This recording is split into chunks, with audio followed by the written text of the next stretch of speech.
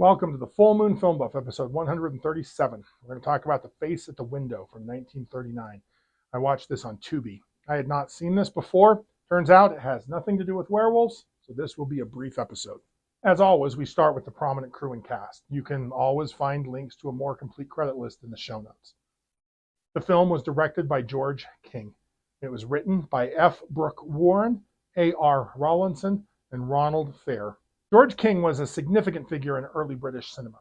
King worked his way through various production roles before establishing himself as a director of quota quickies, films produced to ensure a certain percentage of films shown in the UK were British. On his very first film in 1930, he directed a young actor also making his very first film appearance, Laurence Olivier. King's most notable contribution to cinema came through his collaborations with theatrical actor Tod Slaughter, with whom he produced a series of memorable melodramas adapting Victoria-era penny dreadful stories for the screen. His most celebrated works include Sweeney Todd, The Demon Barber of Fleet Street, and The Crimes of Stephen Hawke, both in 1936.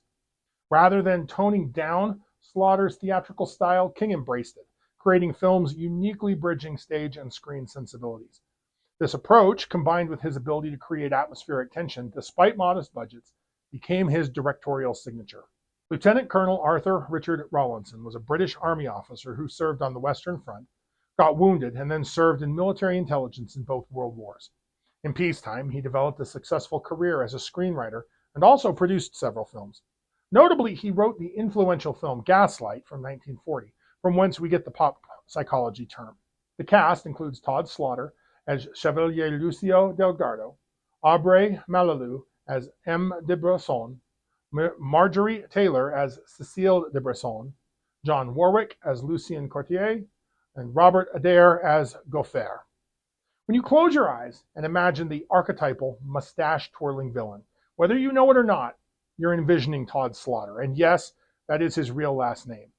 Snidely Whiplash, Dick Dastardly, and Simon Bar Sinister, among others, all owe their design to this actor famous for his melodramatic portrayals of villains in Victorian-era penny dreadful stage adaptations and early British horror films. Before his theatrical career, he worked as a clerk in his father's business, but left to pursue his dream of acting, making his stage debut in 1905. Throughout the 20s and early 30s, Slaughter became a star of British melodrama theater. His theatrical style was characterized by elaborate, over-the-top villainy, complete with sinister laughs and exaggerated gestures that delighted audiences. His film career began in the mid-30s, when British film companies began adapting the Victorian melodramas he was famous for performing on stage. His first and perhaps most notable film role was in Maria Martin, or The Murder in the Red Barn, in 1935, followed by performances in Sweeney Todd, The Demon Barber of Fleet Street, and The Crimes of Stephen Hawke, both in 1936. These films preserved his theatrical acting style, making him one of the earliest recognizable horror film stars in British cinema. Slaughter continued performing both on stage and in films through the 40s, though changing audience tastes and the advent of more subtle acting styles made his melodramatic approach seem dated. Despite being mostly forgotten by modern audiences, Tod Slaughter's influence on horror cinema and theatrical villainy cannot be understated. His performances bridge the gap between a Victorian melodrama and modern horror films, and his portrayal of Sweeney Todd helped establish that character in popular culture long before later adaptations came along. His work represents a unique moment in entertainment history when the exaggerated style of Victorian theater met the emerging medium of cinema. I had actually learned about Tod Slaughter before, but this was the first Tod Slaughter movie I'd ever watched. Aubrey Malalou was a prolific performer who worked in the 30s and 40s. John Warwick was an Australian actor and screenwriter whose career spanned several decades in stage, radio, film, and television. He began performing on stage before transitioning to radio dramas and cinema in the 30s. After establishing himself in Australia, Warwick moved to England in the late 30s, where he appeared in British films. Throughout the 50s and 60s, he took on supporting roles in film and television. Beyond acting, Warwick contributed to the industry as a screenwriter. He returned to Australia later in his career, working in the growing Australian television industry. It is said that he was instrumental in getting his friend Errol Flynn into the movies by prompting him to attend a casting session for the film In the Wake of the Bounty. For fans of Victorian melodrama and early horror, this film offers a tight, entertaining 70 minutes. However, the plot and acting are extremely theatrical by modern standards. It's a fascinating example of a type of movie that's not made anymore, but it's not one that I would recommend to everybody. This was originally a stage play written by Brooke Warren, The Face at the Window, and was adapted multiple times before the 1939 version. The film capitalizes on Todd Slaughter's reputation for playing melodramatic villains, as he had previously portrayed Sweeney Todd and many other notorious characters. So let's quickly cover the synopsis. In 1980s Paris, respected nobleman Chevalier Delgado terrorizes the city as the Wolf, a murderer who leaves a distinctive wolf-head dagger in his victims as he robs them. A mysterious face appears at the windows before each murder. Monsieur de Bresson runs a big bank that is in danger of failing due to these robberies. Poor bank clerk Lucien Courtier is tasked with protecting the bank and finding the thief. If he succeeds, he and his boss's daughter Cecile can marry. Meanwhile, Delgado uses the financial pressures that he has put on de Bresson to pressure Cecile into marrying him.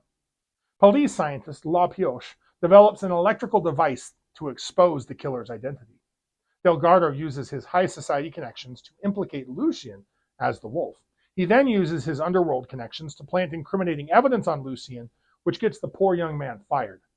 De Bresson matches Delgado's wax seal with the evidence from one of the robberies and puts two and two together. The wolf visits de Bresson and kills him. Delgado challenges Lucien to a duel, but the backstabbing criminal doesn't want to risk actually losing, so he tries to throw a dagger into Lucien's back from behind a curtain. He fails. Delgado hires thugs to help him cheat at the duel. Lucien is bound and tossed into the Seine River. Cecile is lured to a dive bar. Lucien escapes his bounds and attempts some weird undercover plot at the bar that didn't make sense to me. Lucien ends up setting fire to the bar, which makes more sense. Cecile arranges for everyone to meet tomorrow at the professor's to use the new machine. Delgado shows up early as the wolf and kills La Pioche. With his final breath, the scientist begins writing a note. It turns out that the professor's machine allows the dead to write notes. What kind of machine is that? So the dead professor finishes the note. In the end, Delgado is exposed as the wolf, and the good guys win. Now, I understand how this film got on my list. The villain is literally called the wolf. But it's not a werewolf movie in any way, shape, or form. There is no werewolf lore, no transformations or werewolf designs. So, if you like lycanthropes, we will talk more about them in the future. Like, share, and subscribe. Contribute your thoughts and additional observations in the comments below.